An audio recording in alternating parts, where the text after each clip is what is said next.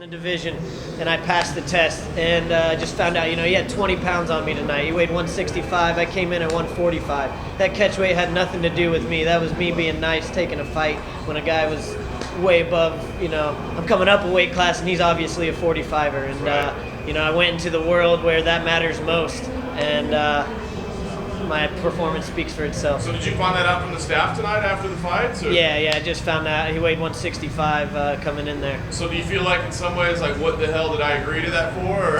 No, I said all week, if he comes in 20 pounds overweight, let's bang, dude. I'm fighting. I'm gonna come in there and I'm gonna fight regardless of what you weigh. I train with guys that are big. I was prepared for him to be big, maybe not as big. Especially planned on him making weight, but even if he didn't, if he was 150 pounds at weigh-ins, I'm here to fight. That's what I do. I fight people and I love to put on a show. Like I said in the interview, give me somebody that wants to stand up and bang with me. Let me bang. How did you feel about your performance overall? I mean, obviously it was a tough guy in there. It was a tough guy, I was the judo toss at the beginning. That's where I started. It's been a while since I tossed somebody, so that was for the heart right there. But I like to put on super exciting performances, and I felt like that was a great grappling performance. I got locked down a couple different places that I just couldn't get out of.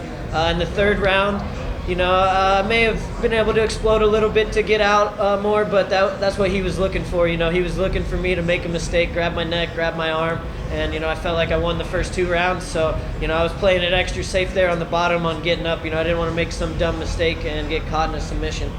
For those who don't know, take us through the process of how they ended up changing this to a catch weight. Like, when did you find out? I got a call about 1 a.m. the night before weigh-in saying that he was 143 pounds and dead to the world, that they were cutting him off at 140 pounds if he said he would make that, and that was basically the agreement. You make 140. I was already 137, right about ready to go to sleep and wake up and make weight like a professional.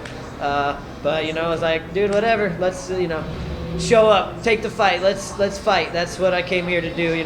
What's 5 pounds? What's 10 pounds? I guess what's 20 pounds?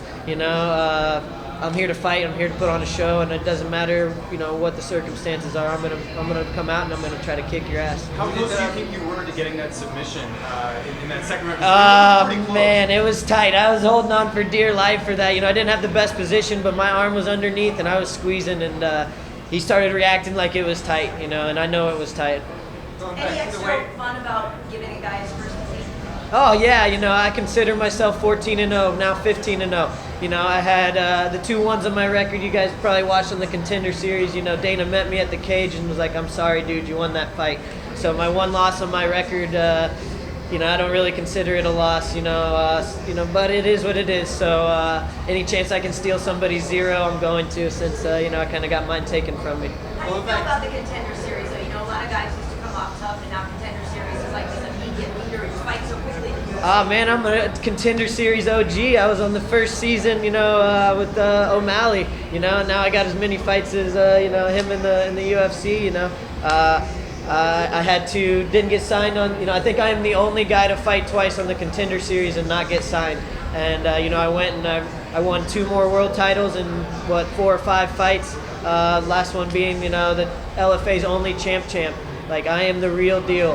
Give me big fights, big cards. I'm here to stay. Going back to the weight one more time, you could have gotten 20% of his purse. Did the money ever come into play with you or your team? Let's just say I'm going to get paid. There were some arrangements made? There were some arrangements made. He wasn't going out on that one, without any what's the word I'm looking for? Penalty. Any penalty, any consequences, right? Let me ask you a question, because you touched on, you said you just let me bang, bro, right? But you just said it right there. I mean, with the wins that you have right now, right. I mean, there's a shot that you can face some guys pretty high up in the division. So, do you want a stylistic fun matchup, or would you rather have somebody with a little number next to their name? Either one. I'm here to I'm here for the long haul, and I'm here to be the best in one of the hottest weight classes in the UFC right now. Bantamweight is one of the up-and-coming hot divisions. And, I took out 2 prospects. Like I said, I felt like I should have been signed to the UFC 2 years ago. But now here we are, new weight class. I came in off a highlight reel knockout and a 5-day notice against Ray Borg. and he's no joke at 35 either. He beat another undefeated Eric Silva's brother, another tough prospect, a black belt. So I faced two of the toughest grapplers in the division. Why not give me one of the best strikers out there and see how he hangs? Because some of the best strikers in the world have tried it with me too, and they end up unconscious on the ground.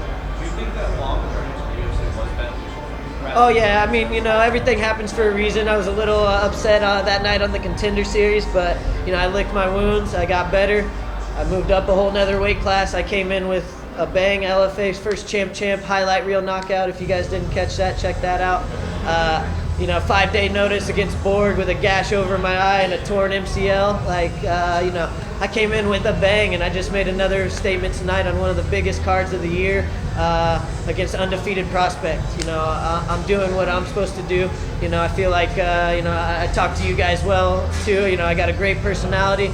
Build me up, Dana. I'm here to take over your bantamweight division. Any thought of ever going to 25 if the UFC came to you and said, hey, we want to build this division a little bit more? Because like you said, you were a champ in LFA at flyweight as well. Right, yeah, multiple-time champ at flyweight, Tachi Palace, LFA, I could fight at flyweight. I think bantamweight's my new home. I'm trying to get bigger, trying to let my body grow into that bantamweight division.